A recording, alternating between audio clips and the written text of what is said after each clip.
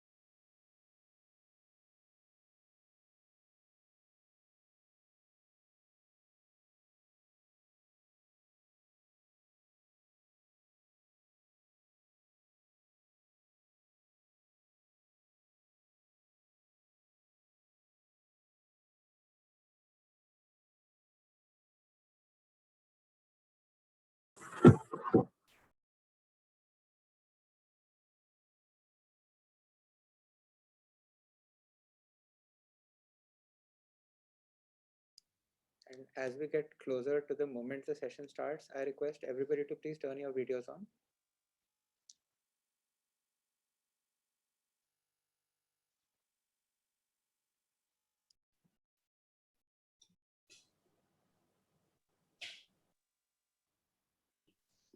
Hi, very good evening. Good evening, sir.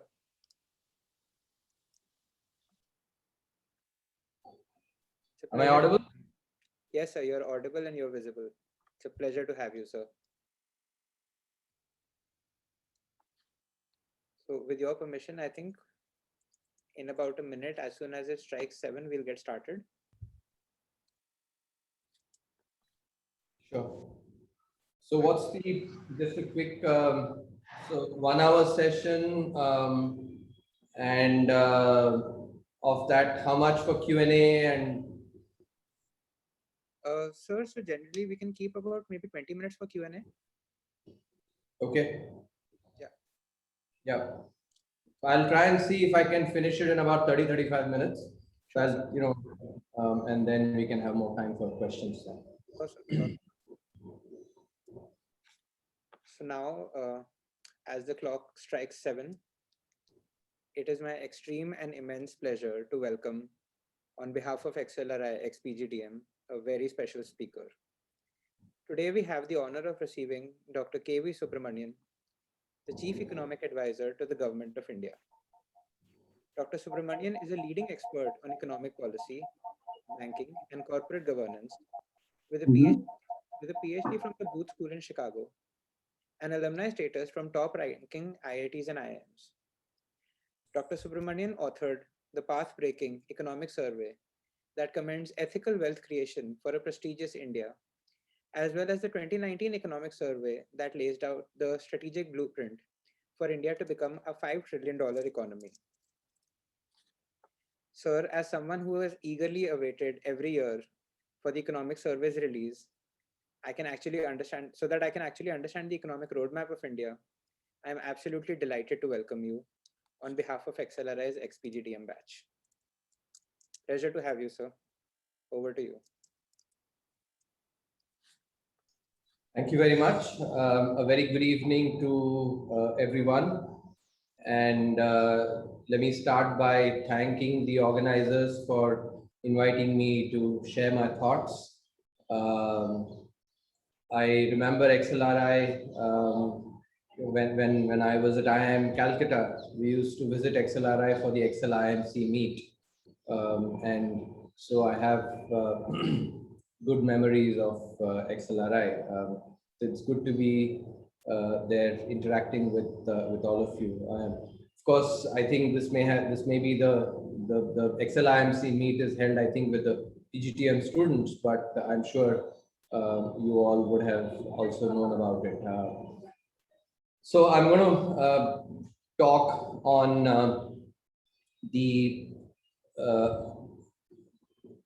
some of the key ideas that have underlied the enormous reforms push that has been given to the Indian economy over the last couple of years. Let me first start out by mentioning that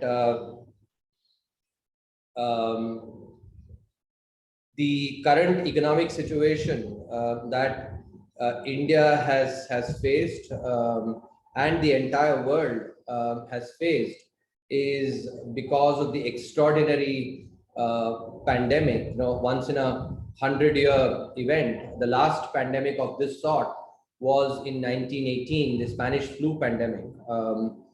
If those of you who follow other international agencies, the reports that they put out, last year, the International Monetary Fund, in assessing the potential impact of the pandemic, had mentioned that for the first time in 150 years, the number of countries that will have a decline in GDP, will be the largest this year. So once in a 1.5 century, kind of event. And I think that is something that we have to keep in mind. The second aspect that I must actually mention, why across the globe, not only in India but across the globe, why there has been a significant decline. There's been a global recession. In fact, India is among the select few countries where we had 2 consecutive quarters of positive growth, Q3 and Q4. Q3 we had a marginal positive, and Q4 we had 1.6% growth. But for both Q3 and Q4, as I've actually mentioned it in my press conferences and in my other media interactions, for both the third quarter and the fourth quarter, it is better to look at the change in the gross value added rather than the GDP, change in GDP, because as I'm sure you've learned in your macroeconomics classes, GDP is equal to GVA or gross value added plus taxes minus subsidies.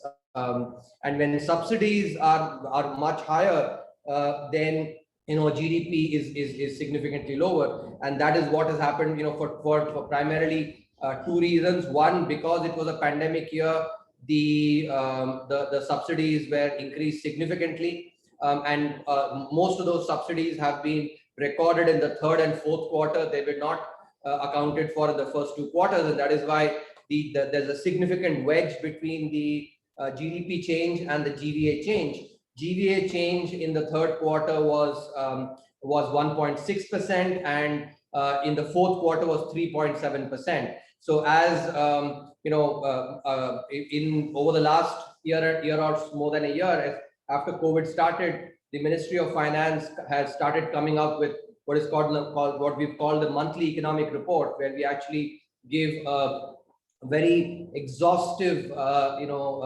fact-based assessment of the economy. There we actually had had shown that India is among a select group of very few countries that has had 2 consecutive quarters of growth during the pandemic.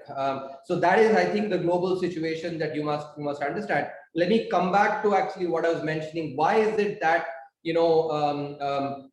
globally, despite the possibility of use of fiscal policy, monetary policy, etc., why there has been a decline in GDP across so many nations?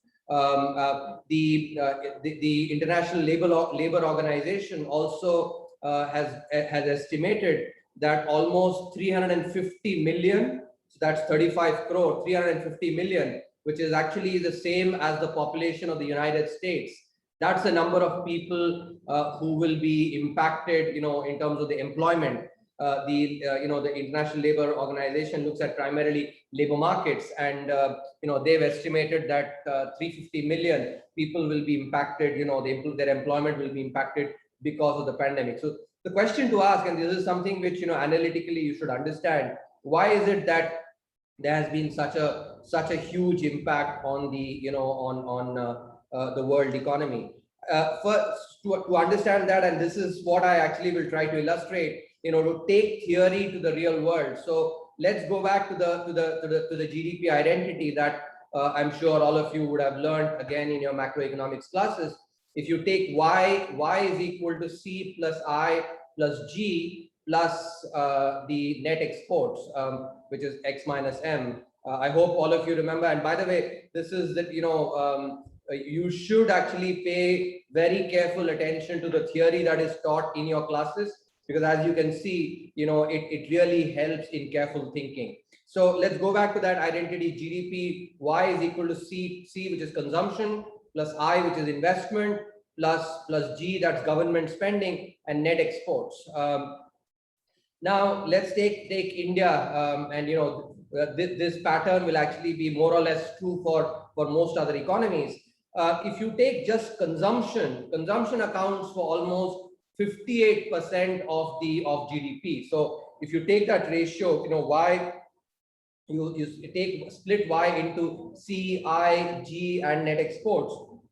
The contribution of consumption is almost 60%, and investment is another close to 30% for India. So consumption plus investment together account for 90% of GDP. Net exports is a very small number. So we can sort of, for the purpose of understanding, we can ignore that.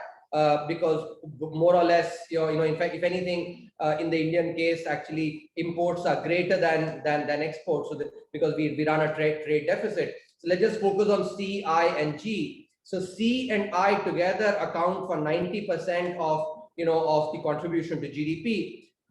Government spending therefore accounts for only about 10% of overall contribution to GDP. Now, this actually, do the arithmetic in your head.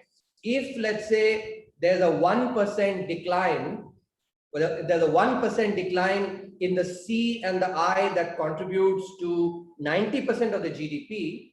In order to offset that, 1%, the government spending will have to actually grow by almost, by 90 basis points. So, which is, in other words, almost a 90% increase.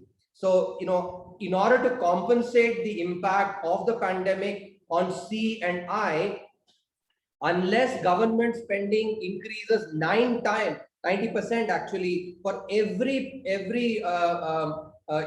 percentage change in C and I, you actually have to see that there has to be a 9 times increase in government spending in order to just keep GDP from not declining, just ensuring that GDP stays at the same level. If there's a 1% decline in C and I, the G will have to actually grow by 9%. And that just the fiscal arithmetic, that means just imagine the amount of fiscal deficit and the impact on debt to GDP ratio, the macro finances that it creates. So that is why across the world, because G is a relatively smaller contributor to GDP compared to consumption and investment, across the board there has been a recession because C and I have declined significantly. While countries, there are many countries have actually come up with fiscal support by increasing G, but that has not been enough in offsetting the decline due to C and I. And I think this is the most important point that all of you must understand. First up, as MBA students, as those that actually are taught macroeconomics, you have to keep the basic arithmetic of a macroeconomy in mind. So the 90% of the contribution to GDP comes from the private sector, about 10% from the government. So if there is a decline of 1%, in the contribution of the private sector, in order to offset that, there has to be a 9 times increase in the contribution of the government sector, which then will create significant impact on fiscal deficit, and your debt to GDP ratio, etc. Now, even if you account for some of the multiplier effects, and I'm sure you've learned this as well, that fiscal spending by the government actually creates a multiplier effect. So there are differences in the multipliers, revenue spending versus capital spending. If you do revenue spending, which is basically just give out, it's a transfer. For instance, if you give a subsidy, or let's say you do a tax cut, for instance, mostly revenue spending. Then what happens is, in the Indian context, and research shows that if government actually does revenue expenditure of 100 rupees to the economy, only 98 rupees get added. In other words, deadweight costs are 2 rupees. Again, this is a term I'm sure all of you are familiar with. So I'm not going to I'm going to use technical terms that I expect you all to be familiar with. If you're not, then please go and revise this. As senior professionals, you need to understand macroeconomics really well. So deadweight cost is 2 rupees when government does revenue spending of 100 rupees. And that is why, only 98 rupees gets added to the economy when revenue expenditure increases by 100 rupees. In contrast, if government increases the capital expenditure by 100 rupees, so the same G component, of the GDP, that can be done through, it can be increased through revenue spending or capex spending. If the government does, does capital expenditure spending, in other words, invest in infrastructure, creates assets, if it does asset creation, then not only in India but across the world this happens. That in India the numbers are as follows: In the year when the government does the spending of 100 rupees on capital expenditure, 250 rupees gets added to the economy. So the multiplier actually is 2.5. But infrastructure that is created, actually it is created not just that year, but created over, it has its impact, over the long run. Over the entire duration of that infrastructure, the use of the infrastructure, the multiplier impact is 4.5. And I think this is another important aspect that you must keep in mind. Firstly, given the 90% contribution of C&I, government spending cannot offset the decline because of the pandemic, or on C&I. Secondly, when government support, between revenue spending and capital spending, it is actually far better to do capital spending rather than revenue spending, and that is because the multiplier impact is much higher. So as I said, actually revenue spending creates a dead weight, a loss of 2%, while capex spending creates actually a multiplier of 2.5 in the same year and 4.5 over the entire duration. Now think about it. If you actually, as MBA students, you were to invest your own money, will you invest in an avenue where you invest 100 rupees and get 98 rupees? Is that what you will do? Or you will invest where 100 rupees gives you 250 rupees in that same year, and over the next few years, gives you another 200 rupees, totally accumulating 450. I think that's a no-brainer. You will invest in the avenue where there is where you get 450 rupees rather than 250 and 200. And by the way, pay attention. Many of you will have questions saying, why isn't there a tax cut that has been done? Why hasn't been that? Why haven't we done more cash transfers, etc.? I am answering those questions through these actually. So please pay careful attention to the conceptual parts that I'm talking about. Revenue spending, which is cash transfers, tax cuts, etc. Revenue spending, while asset creation through infrastructure, construction activity, those are capex spending. And as you can see, that the impact is much higher with capex spending than revenue spending. So I think this is really important for you to keep in mind, the macroeconomics in terms of, and that now actually this sets the stage for me to talk about actually what are the reforms that we've done. But before that, let me just talk about one bit, which is the V-shaped recovery that has happened in the economy, in the macroeconomic indicators.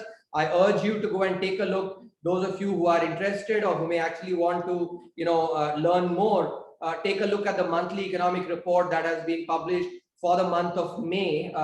So it's been put up a few days back on the Ministry of Finance website. You can go and read about the V-shaped recovery. There evidence for that. I will not have time to go through the details, but I'll give you the big picture. So after declining by 24.4% in the first quarter, and those of you who track some of my press conferences or media interactions would remember I had mentioned that there is a V-shaped recovery that is on.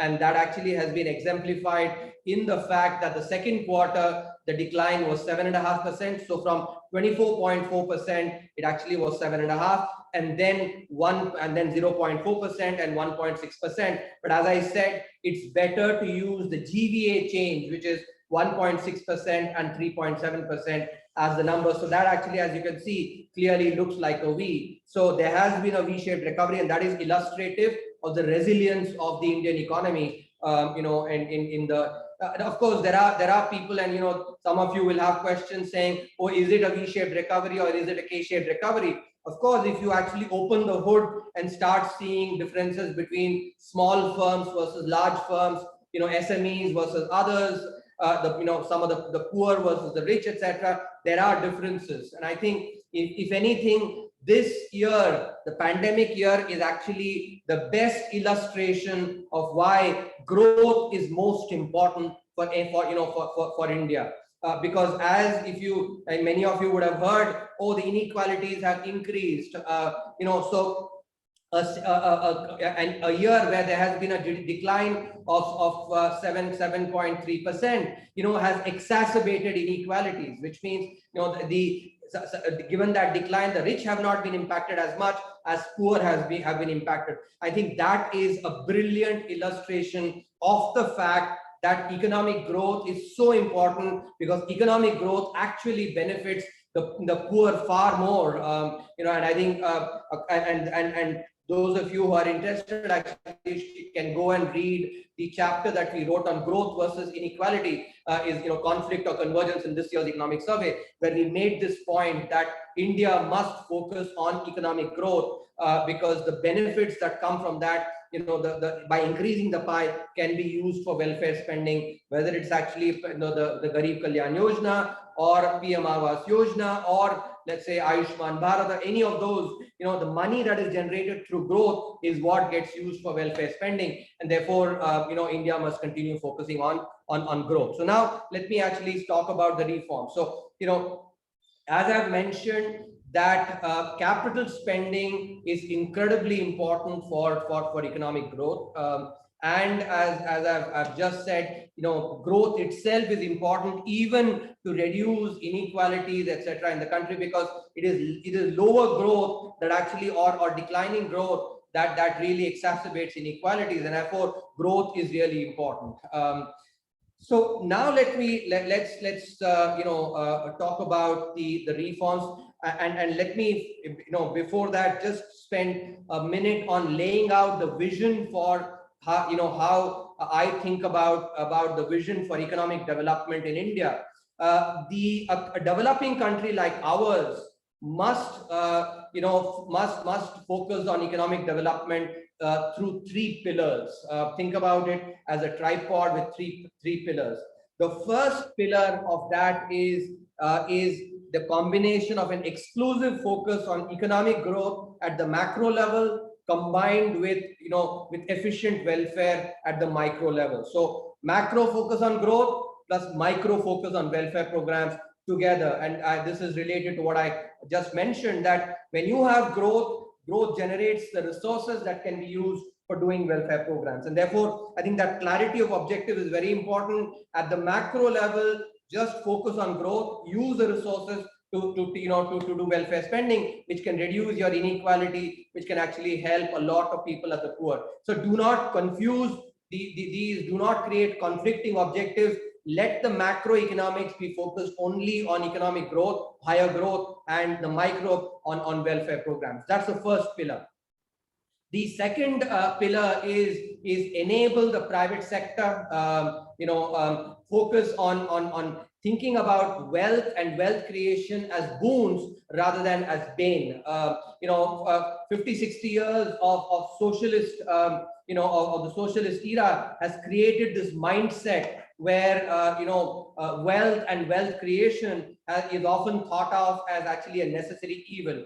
That is not actually what is right. I think across the world, and if you look, India itself, India's own history demonstrates that wealth and wealth creation are actually a focus on that is something that is really enables the country. And evidence for this we provided in the 2020 economic survey focused on ethical wealth creation. The first thing we showed there was up until 1750 AD, India accounted for more than 1/3 of the world's GDP, and that was because our policies then were ones that actually enabled trade, more economic activity, not socialism. Socialism, if anything, was a Western import that actually destroyed, and did not generate growth at all. It only distributed poverty rather than distributing prosperity across the country. So the second pillar has to be focused on wealth and wealth creation, enabling of the private sector, privatization, so that the government is not in the business of doing business, restricts its influence to only a few strategic sectors. And the final part, which is actually related to what I spoke about capital expenditure, is focusing on the virtuous cycle. And this is something that we covered in the 2018-19 economic survey. which basically, for that, what we did, we laid out the path for India to become the $5 trillion economy by exploiting this virtuous cycle that starts from private investment. When there is private investment, that creates growth. Growth puts money in the hands of people because employment increases, jobs get created, and wages and salaries increase. When people have more money in their hands, they go and spend that. So in the first round effects, consumption increases because of an increase in investment and then increase on growth. Consumption goes up, and anticipating that consumption, then firms invest even more. And that is how this virtuous cycle proceeds. And that is something which is very important. The private investment is at the heart of this virtuous cycle, and which I actually focused on earlier as well, talking about revenue spending versus capital spending. So this is the vision that that India has to pursue for it to become really well developed, being able to grow at 8% plus growth rates, which as I'm going to talk about in the reforms, and then I'll summarize by saying that India definitely has the ability to grow at 8% in a couple of years from now. So what are the reforms that we have done over the last couple of years, illustrating this vision, or really articulating this vision? What are the reforms that we've done? So the first thing is we have focused on removing a lot of the supply side frictions that hobble the economy. So when you look at an advanced economy and contrast that to a developing economy like India, the big difference is the emerging economies, developing economies like ours, suffer from a lot of frictions on the supply side. These are created by unnecessary regulation, enormous regulation, which actually which inhibits private activity. It is in the form of very, very stringent labor laws, which does not enable job creation in the economy. It is in the form of many other forms of regulation. Too much presence of the government in business. All these are aspects that you will see in most emerging economies. You do not see this in the advanced economies. So the first thing is the emphasis on reducing these supply side frictions. And what have we done in that area? First, and possibly the most important, is the enterprise policy focused on enabling the private sector. So last year, around this time, when the Atmanirbhar Bharat package was announced, one of the key announcements in that was the enterprise policy that is focused on enabling the private sector. The government made the explicit announcement that save for a couple of sectors, 3 or 4 sectors, which government will remain in business because those are strategic sectors. Every other sector, government will get out of business, and that basically lays the agenda for privatization. And you would have seen in the budget as well, therefore, the announcement of privatization of 2 public sector banks, of the announcement of LIC's IPO, a huge and prior announcements of privatization of Air India, BPCL, etc. So this is just the start of this year. The target is 1,70,000 crores from privatization, but this will just be the start, of the unwinding of the public sector, and thereby enhancing efficiency. So that is one of the key areas. And here the announcement of privatization of public sector banks is extremely critical, because the public sector banks are sort of the bellwether of the socialist era, and starting to unwind that is, I think, a very important aspect in implementing this enterprise policy focused on the private sector. The reason the private sector works very well is 2 things, and I'm sure you've again learned this as well in your economics classes: incentives and information. Both of which, incentives are far more powerful in the private sector, and information is also information asymmetry is lower, and that is why world over you see that the private sector, the efficiencies are better on average. And last year's economic survey 2020, we had written a chapter titled Privatization and Wealth Creation, where we provided a plethora of evidence of how privatization enables wealth creation for the economy. So that's one of the most important reforms that have been done. The second really important reforms is on the on the labor codes, four labor codes, reform the entire labor regulation, and second, these are very important because these are factor inputs. You have agriculture is provides factor inputs of raw material, while labor is another factor input that goes into production. And typically, the political economy of reform of factor markets is far harder. It's far harder to do than reforming product markets, which was what was done in 1991, and then during the Atal Bihari Vajpayee regime as well. So those two reforms are really critical because now about 40 odd labor laws that were there at the central level have been condensed into just 4 codes. The number of sections that actually govern the labor relationship have been reduced by 2/3. So only 1/3 of the sections. There's been greater protection provided, more social security for employees, for gig workers as well, workers in the gig economy.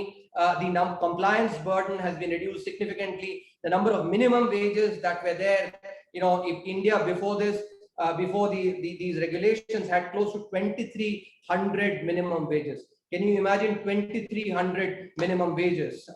And those have been brought down to just 40 now. So, orders of magnitude decline from 2,300 to 40. So, the other thing that has happened is a lot of the thresholds have been increased.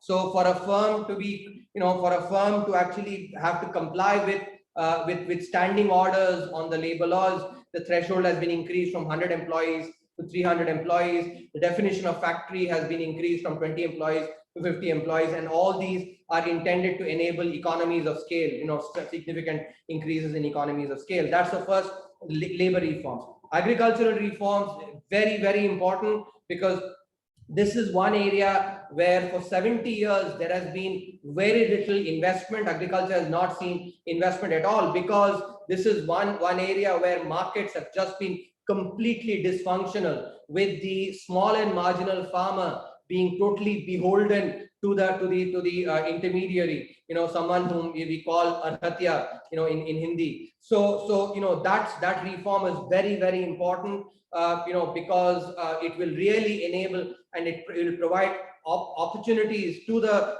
small and marginal farmer to be able to go and sell his or her produce to someone else. And this is one of the key aspects to any market transaction, which is, if I, as the seller, I have the opportunity to be able to sell to 2 people, then I can actually tell, and it could be the arhatya, it could also be, let's say, a corporate that I'm selling to. I can tell the arhatya, if he doesn't give me a good price, I can tell him, मैंने नहीं बेचना है आपको, actually आप मुझे सही पैसे नहीं दे रहे हो, मैं जाके किसी और को बेचूंगा, आप यदि सही पैसे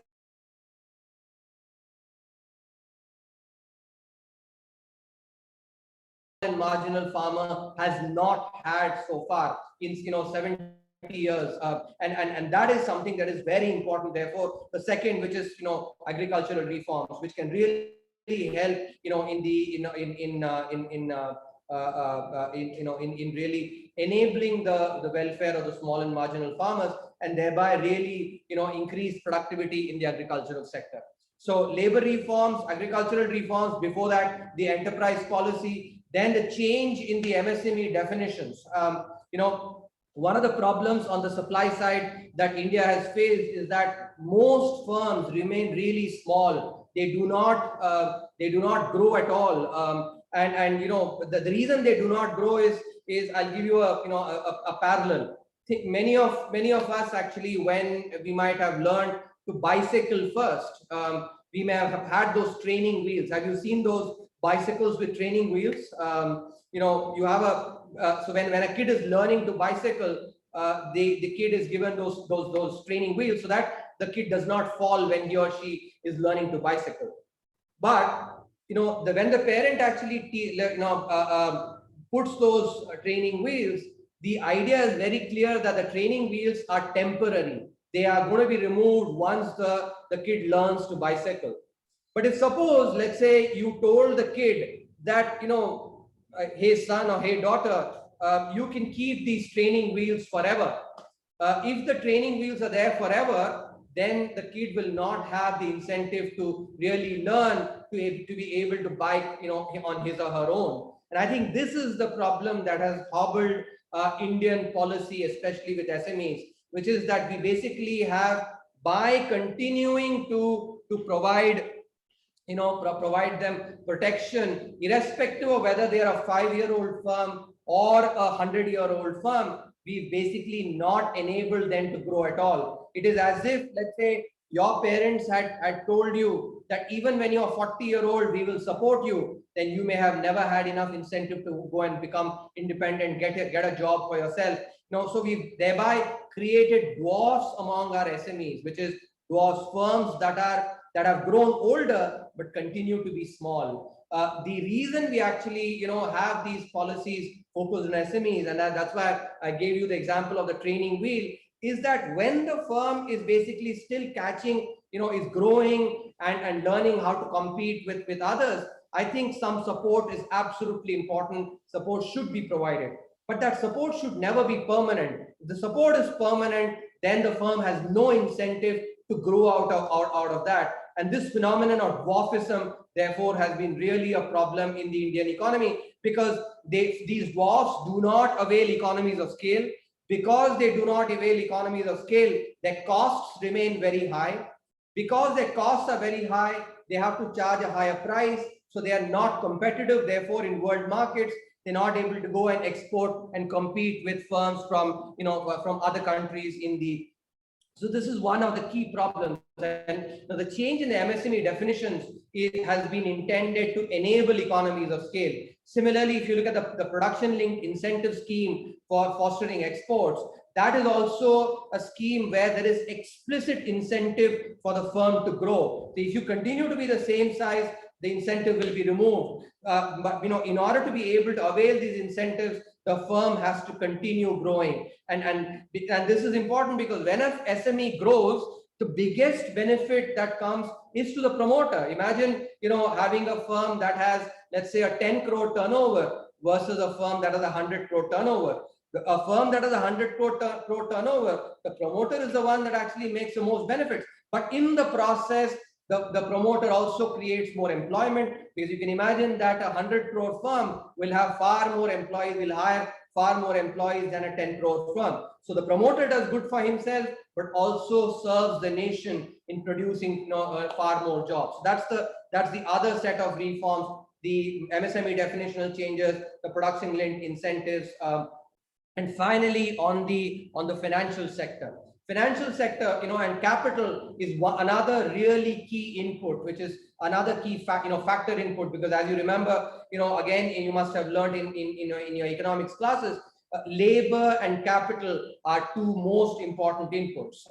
So apart from reforming labor, and the enterprise policy and raw material inputs through agriculture, capital also has been reformed, and that is through the privatization of the public sector banks, the creation of the bad bank so that bad assets can be taken from the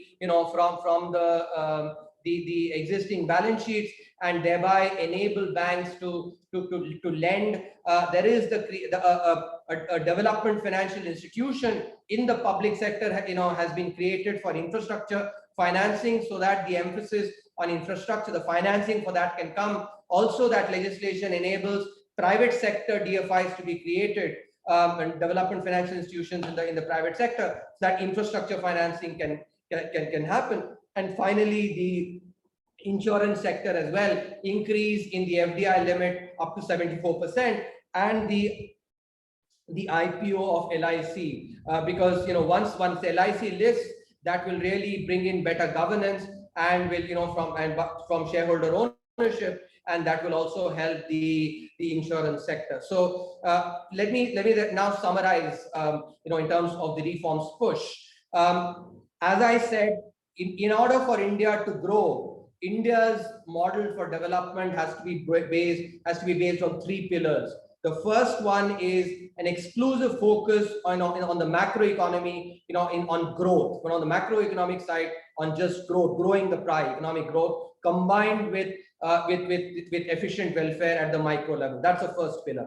The second pillar is enabling the private sector, and thinking about wealth and wealth creation thereby as boons and not as necessary evil. And the final one is virtuous cycle starting from private investment. So all the reforms that have been done, therefore, are basically articulating this vision, using the three pillars. The enterprise policy focused on enabling the private sector and government withdrawing, the factor market reforms in agriculture, labor, the capital, which is your financial sector, and also on small and medium firms, to enable them to grow. So these are all actually aspects of implementing that vision of the three pillars. Let me conclude by saying what will be the impact of this on economic growth. So if you take the macroeconomic identity, that economic growth is equal to the investment rate in the country times the productivity in the country. So investment rate times productivity. In other words, keeping productivity the same, if investment rate goes up, then growth rate goes up. Similarly, keeping the investment rate the same, if productivity goes up, then again growth rate goes up. Now, these reforms that I've just talked about will increase both the investment rate in the country and also productivity in the country. Which are the set of reforms that will increase productivity? The first and the foremost is the enterprise policy focused on private sector. Privatization, together with the production-linked incentive schemes focused on growth, enabling economies of scale, and also the MSME definitional changes to enable economies of scale. All these will have impact on increasing productivity. At the same time, the infrastructure spending by the government, will crowd in private investment, and also the labor reforms and the agricultural reforms. All of those will have the effect of increasing the investment rate in the economy. In fact, already this has happened in the fourth quarter of the financial year that went by. The gross fixed capital formation to GDP, the ratio of gross fixed capital formation to GDP, which is basically a proxy for investment, was a 24-quarter high. So, just get that number correct. It was the highest in the last 24 quarters, which means in the last 6 years. At 34% of GDP. So the impact on investment is already starting to happen. Similarly, on manufacturing side as well, because we have emphasized on manufacturing through the production-linked incentives, through the labor market reforms, and the MSMEs and definitional changes. So all of these will increase investment rate and will also enhance productivity. So when you have both increasing, the GDP growth rate should increase as well. So in my estimation, starting from FY24 onwards, because some of these. So from FY24 onwards, it's quite likely that we should start growing at 7% plus. And this decade, mark my words, this decade will be the decade of India's growth, where India will grow at the highest rate, among all the large economies. So let me stop there. Thank you very much. I think we have about 20 minutes for questions. All those who have questions, can you please, we have a few raised hands. Sarvesh, you want to take it? Yeah, I'll take it. Thank you, Ayush. Thank you, sir. Thank you for the insightful talk. I'm sure each one of us is going to take a handful of positive insights today, along with the 3 pillars you shared for the economic growth. Now, I welcome you to the interactive part of the session. The students who are willing to ask questions will raise their hands, and I'll connect to you one by one. Now, I request the interested participants to raise their hands. And we'll start with Ankita Singh. Over to you, Ankita. Good evening, sir.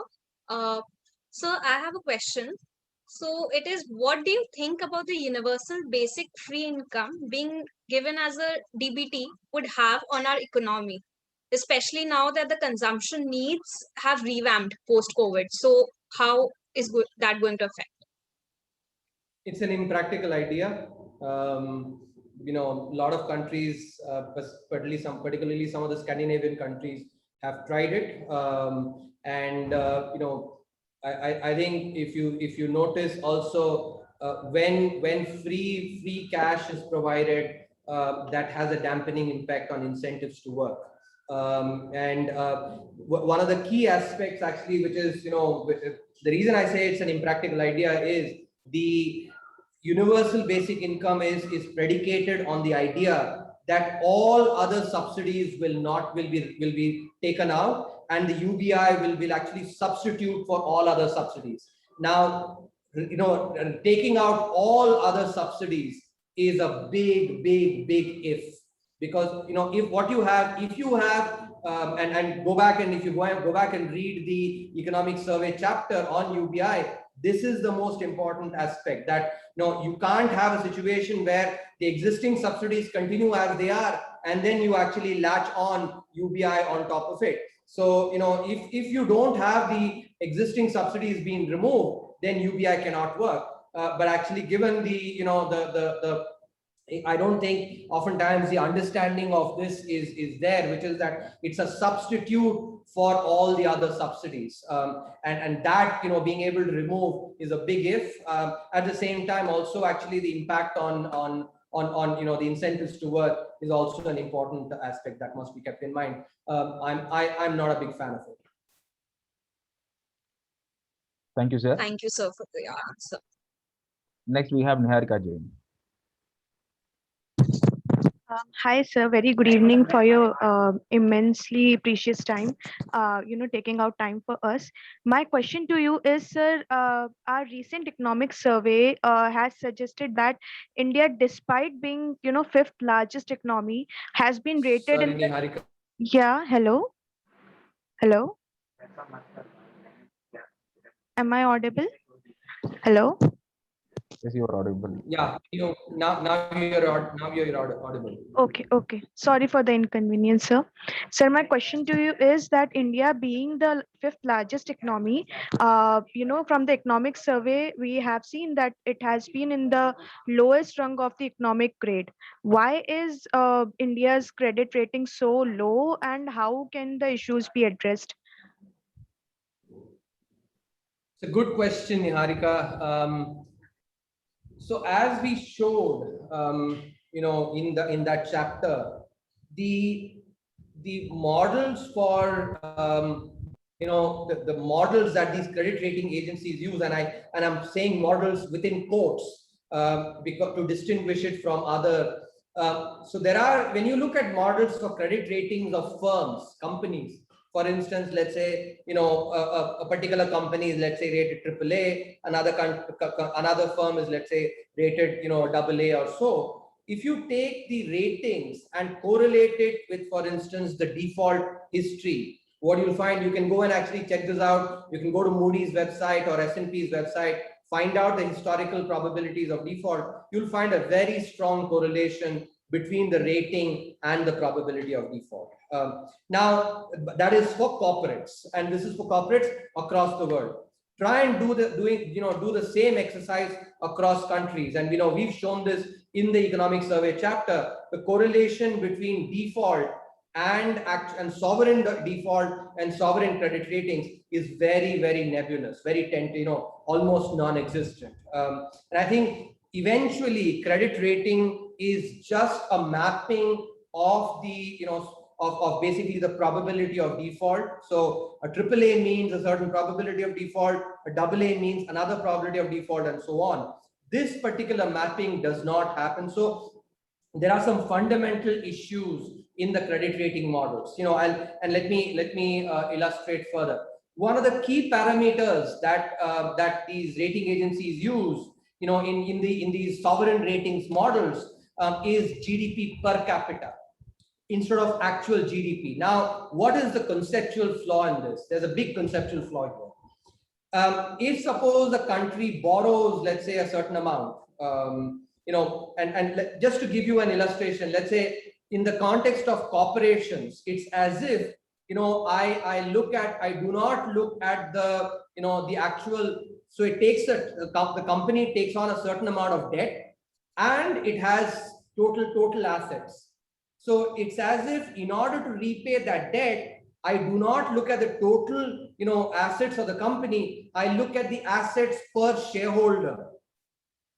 So, you get the parallel. Now, if a country has borrowed money, it is the entire GDP of that, which is basically the output that is produced in that year. That is what will be used to repay the debt. But GDP is not as big a measure. The reason GDP per capita actually, was has been such an important measure is because historically, if you look at over the last 50 odd, years, it's the advanced economies, most of them in the West, that actually had the highest ratings.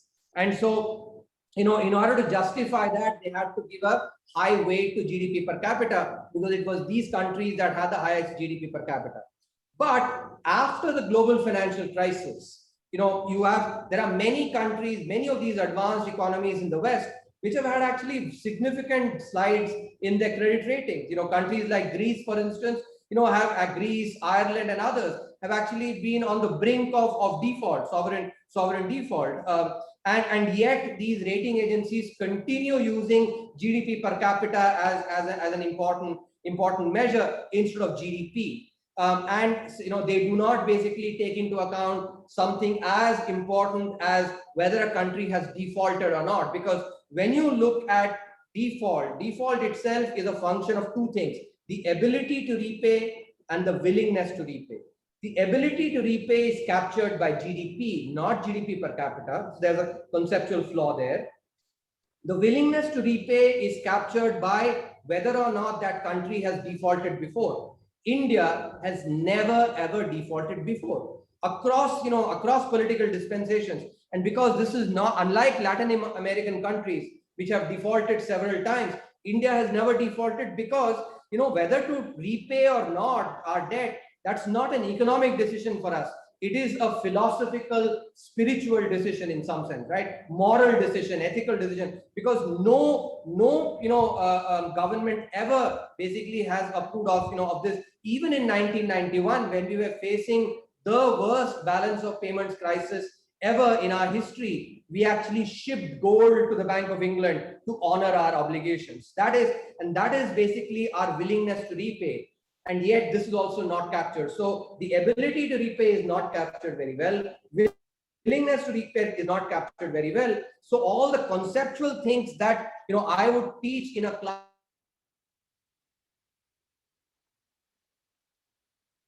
gets factored in the sovereign ratings methodology. So are you surprised then that the kind of ratings that gets thrown up is actually all over the place?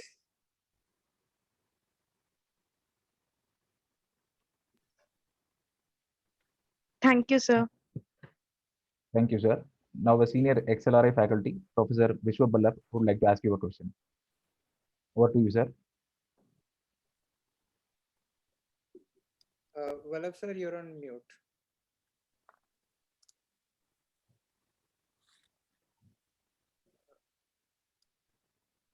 Can't hear. Vallabh sir. Vallabh sir, Not able to see either. Yeah, I think. You're on mute, sir. Thank you, Professor Yeah, go ahead. Subramanian. Okay. Thank you, Professor Subramanian, for introducing macroeconomics course. These are our first year students and they are just going through this first course in economics, managerial economics. And your introduction to the macroeconomics and various perspective, etc., will certainly help us in the debate in the next term for these people. You have very rightly emphasized and explained that the overall challenges of Indian economy and also the perspective that how the India should go ahead. I have, so that part you have explained also. And if you look to, if I examine for last 4, 5, 6 years of budget, one of the concern of this particular government, has been that to keep the macro fundamental as a right, and do not get trapped into debt, GDP and fiscal deficit and other things and like that. However, you must be reading and you are maybe aware that there are a lot of concern. People are saying that the government, because of these concerns, macroeconomic fundamental, there is a little bit of conservative in this very special kind pandemic, very severe crisis we are encountering. So therefore, people expect bit that the more push is required. So that is, of course, the debate keep on going. But more fundamental is this. If you look to the, I think in first time in 2007, the GDP to employment ratio, that's employment elasticity with respect to GDP, has declined in India from 0.4 to 0.2. This means if you have to achieve 1% growth, earlier 2.5%, 1% employment, 2.5% growth was sufficient. Now, because it has declined, this employment elasticity, so you need to have 1% employment, you need to have 5% growth rate. So where from this? So this means if you have to increase 2 or 3%, let us say employment, you should have 10% growth rate in our Indian economy. So how can we achieve this? My second point is that you have very rightly emphasized and you have given good perspective. I have very close, I have read very carefully the economic survey prepared by you. Microeconomics, of course, has emphasized that it should be growth. It should focus on growth. Micro part should focus on the welfare part of. But micro part, when you take, then it comes to leadership at a local level, like panchayat, state, and other things and like that. And therefore, there are I would say, there will be a constraining kind of situation. And my third question to you would be, whatever you can, if you can highlight, that people are still expecting that you have explained that because the you 2.5% multiplier with respect to investment, but there is a lot of gestation, gestation period, etc. So in this kind of pandemic period, what will be that kind of investment which can give us quick result? So that's an important part, because otherwise the economy will keep on. 5 years down the line, 10 years down the line, whatever you are explaining, I can understand that. But what about immediate impact on the economy, because we are already here? So that where should we focus our investment so that the economy spin off quickly? These are some of the questions. And once again, I would like to thank you for in very simple manner and a very subtle way you have explained, and I hope that we will have good debate in macroeconomics class, given your this particular very nice introduction of this course you have given. So first session is over for that particular course. Thank you very much. If you can. Thank you, Professor Vallabh. I think I may have difficulty keeping all the questions that you've asked. Let me try and answer. So the first, let me clarify. See, the impact of investment is, that's not going to be felt after 5 years or 10 years. As I was mentioning, again, let me reiterate this, right?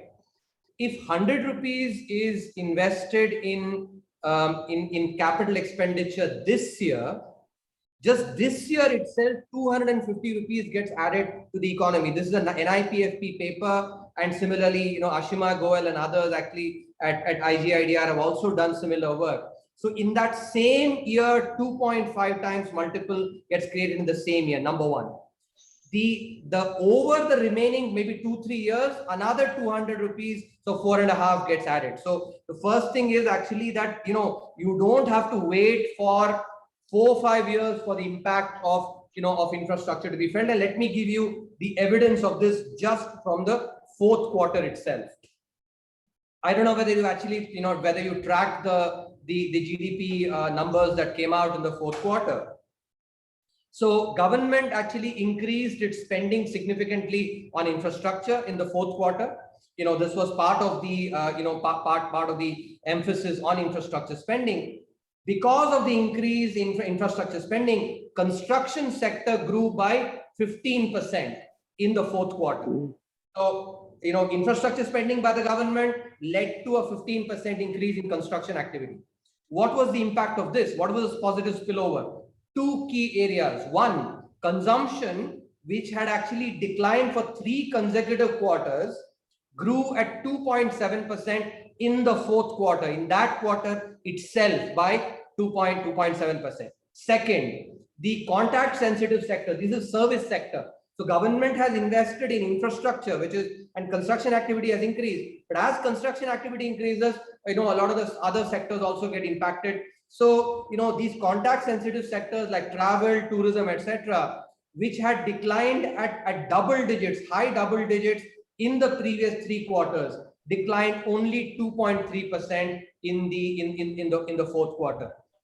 So as you can see, what I've told you as the evidence of the multiplier 2.5 in that same year, the fourth quarter evidence, fourth quarter's phenomenon is also illustrative of the same thing. Why? Because construction sector is by far the most important. That is why we are emphasizing infrastructure spending, because infrastructure creation requires construction activity, and construction activity creates a lot of jobs in the informal sector, especially people, urban poor, for instance, work a lot in the construction sector. And the informal, economy is very important for India, because, a lot of people work in the informal sector. So I think that's the answer to your, to us, I think 1 or 2 questions here. Why is it that we are focusing on infrastructure and not as much on just giving cash transfers or, let's say, tax breaks, etc.? Because of this.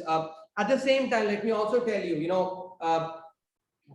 over the last 1 year, the emergency credit scheme that we have implemented, which is, by the way, has been by far the most successful among all the schemes, the ECGLS, emergency credit to small and medium enterprises, plus other schemes together. Actually, one of the key ways in which spending has been done is, free food for almost 400 million people.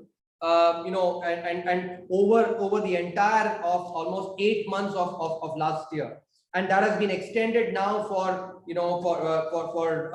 for this year as well, up until Diwali. So which actually has been a huge amount. And now you understand this difference. A lot of people look at cash transfers done by advanced economies and say India must do cash transfers, without understanding that advanced economies do not have a public distribution system like we do. So in order to provide for for the poor to be able to even buy food, they have to do cash transfers, because they don't have a PDS.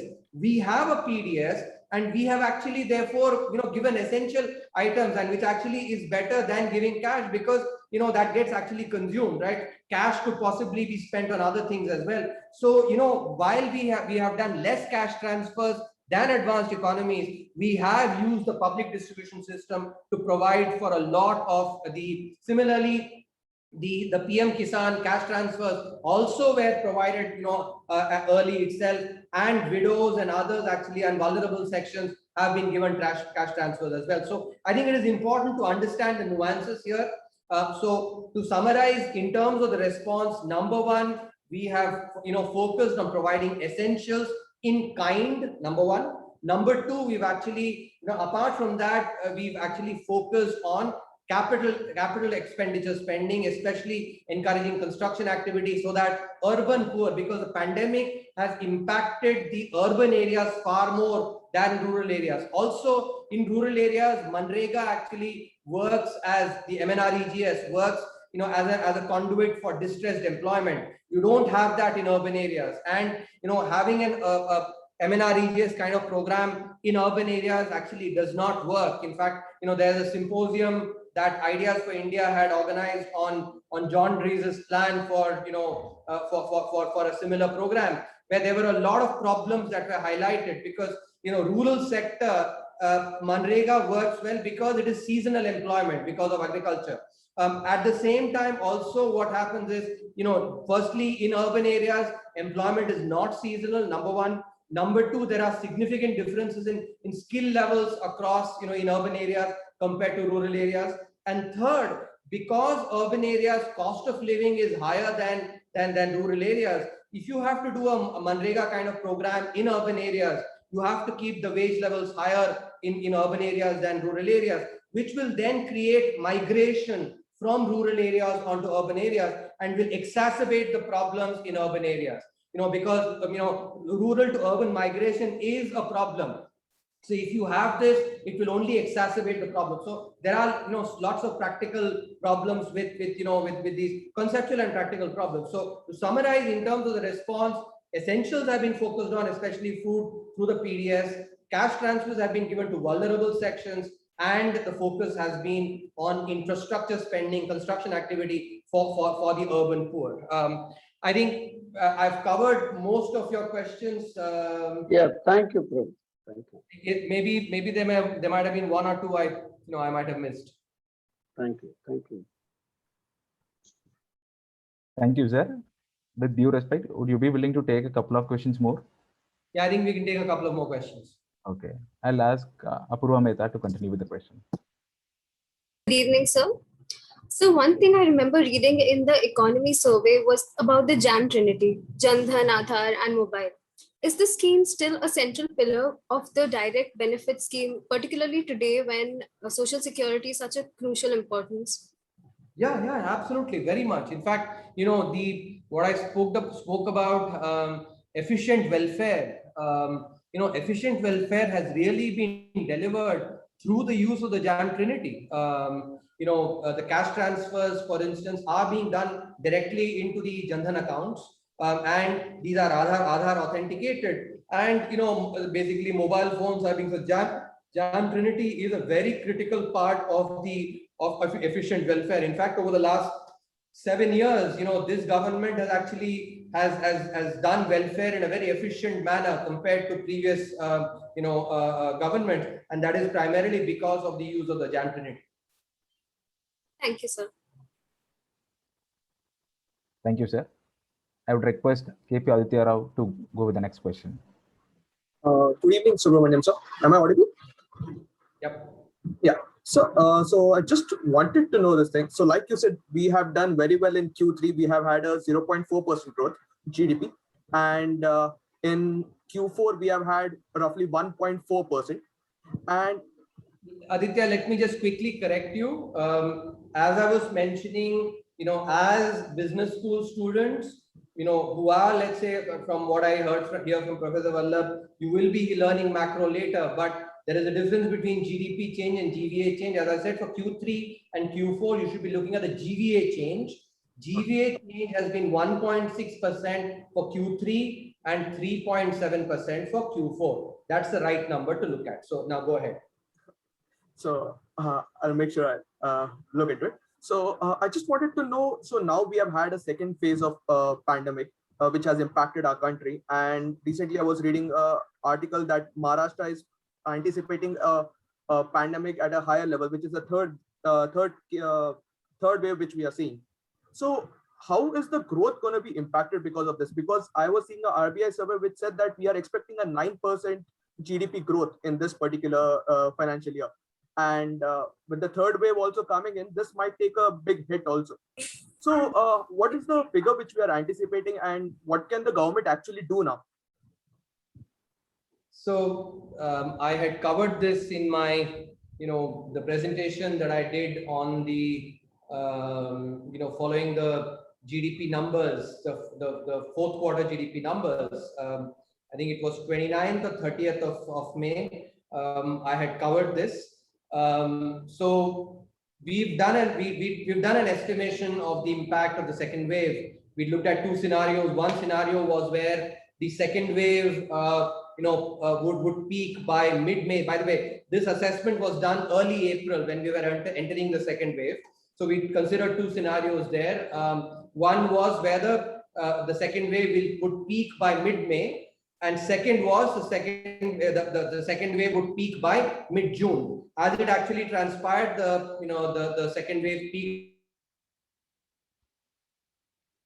In that scenario, what we estimated was that the impact on GDP growth will not be very large. There will be some impact, of course, undeniably, but will not be very large, and primarily because in this time the lockdowns, and restrictions have been heterogeneous across states, and they have actually been asynchronous as well. They've not been at the same time. For instance, if you look at in the month of April, only about 30% of the GDP was impacted.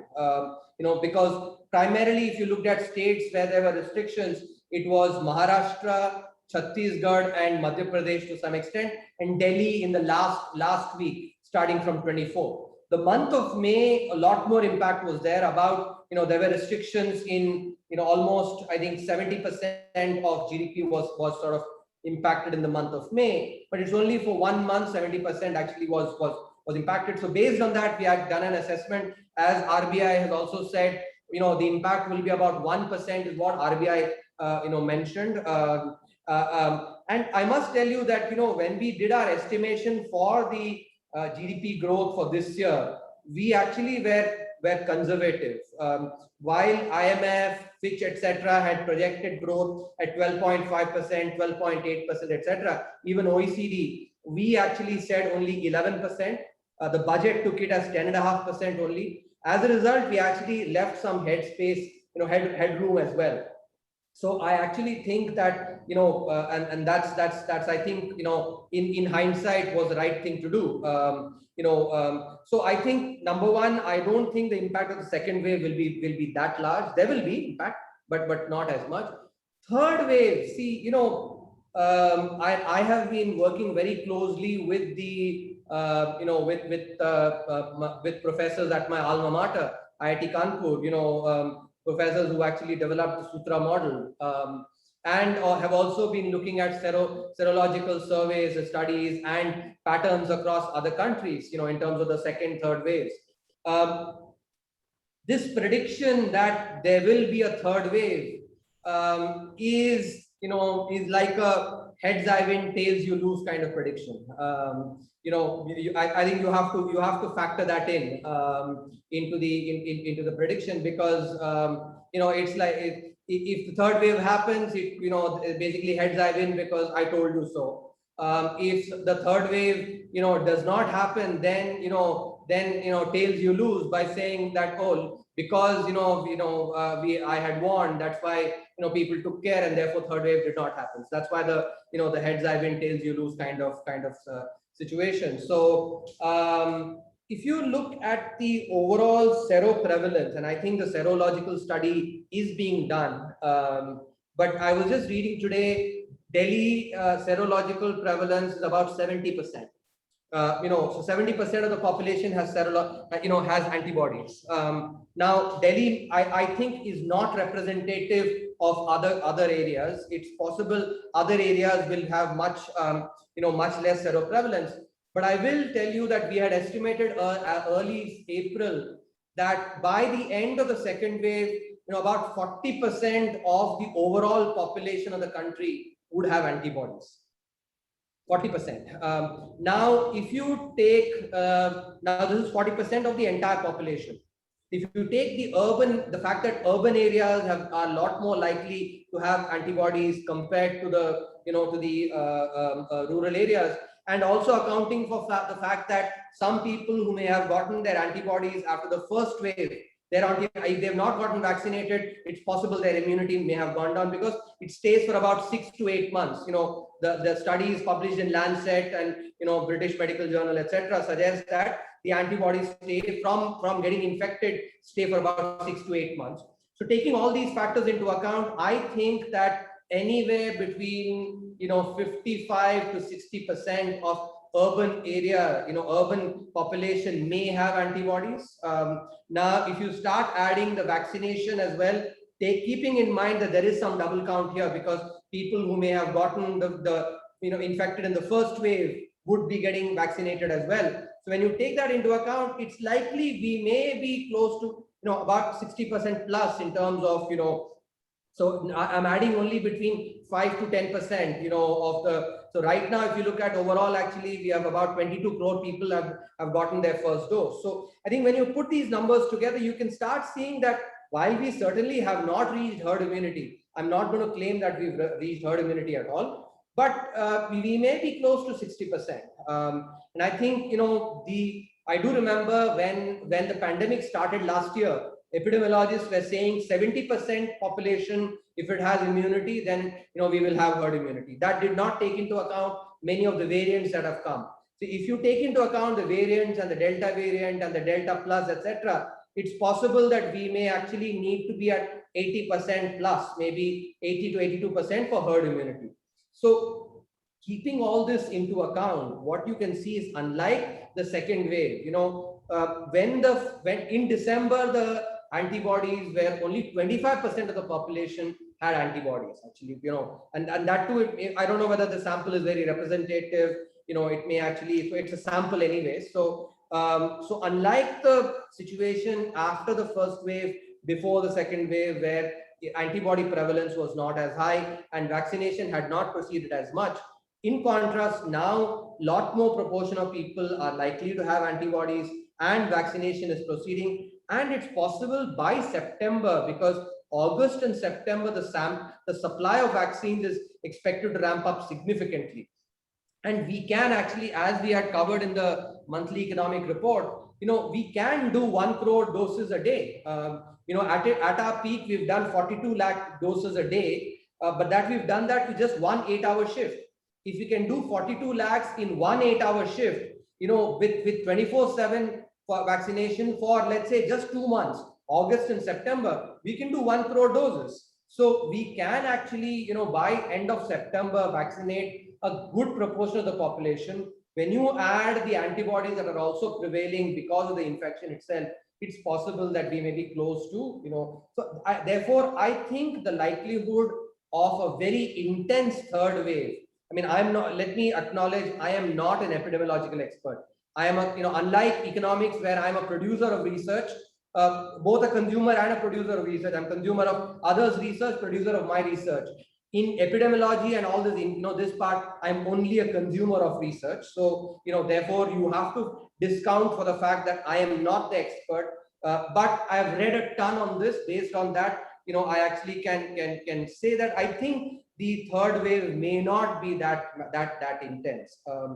But I think this is a question that must be valid, or an assessment that must be validated by the experts. Today, if you read Dr. Vinod Paul's the advisor of Niti Aayog for health, he's also said that kids, for instance, are unlikely to be impacted as much by the third wave. And so I think from what I hear, it is consistent with even my conversations with the IIT Kanpur professors. I think this assessment is shared by others as well, experts in this field. So overall, I think that the risks, at least to the economy from a third wave, may not be that high. But I think what is important is, and that's why vaccination is really critical, is we need to reduce the fear of the pandemic, because people will go and consume only when the fear of the pandemic goes down. And so for consumption to really to come back for full throttle, the fear of the pandemic has to go down, then vaccination becomes really critical. So I think very longish answer to what I think it was a very important question. I think in sum, I would say that the likelihood of a very intense third wave, very debilitating third wave, I think is not that high. But as I said, you should have that checked with epidemiological experts and other scientists in this field. That answers my question, sir. Thanks a lot. Thank you so much, sir, for taking out so much time for us. I would now like to invite Apurva to deliver the vote of thanks. Good evening, everyone. I am Apurva Mehta from the XPGDM batch. I hope everyone thoroughly enjoyed this extraordinary and enriching session that we arranged for you today. It is my honor and privilege to give this vote of thanks to our honorable speaker, Dr. Subramanian. I want to start by thanking Dr. Subramanian on behalf of the entire cohort of XLRI for taking out time from his hectic schedule on a Friday evening to join us and deliver this oration on economic reforms. It comes as no surprise that this talk was seamless and delivered with panache. Sir, I thoroughly enjoyed the vast experience and anecdotes you shared with us today. I'm sure each one of us would agree that this session has been absolutely enriching, and I'm pretty sure we can imbibe the takeaways from this session to grow not only in our careers, but also as individuals. Thank you once again, sir. It has been an absolute honor to host you this evening. I would also like to thank the faculty, staff, and the entire clan of XLRI for taking out time to be here today. Thank you. Over to you, Ayush. Thank you so much, sir, on behalf of all of us.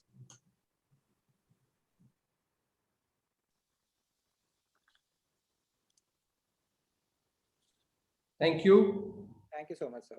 Thank you, sir. Thank you. Thank you, sir. Thank you, sir. Thanks a lot, sir. Thanks a lot, sir. Thank you, sir. Thank you, sir. Thank you, sir. Thank you, sir.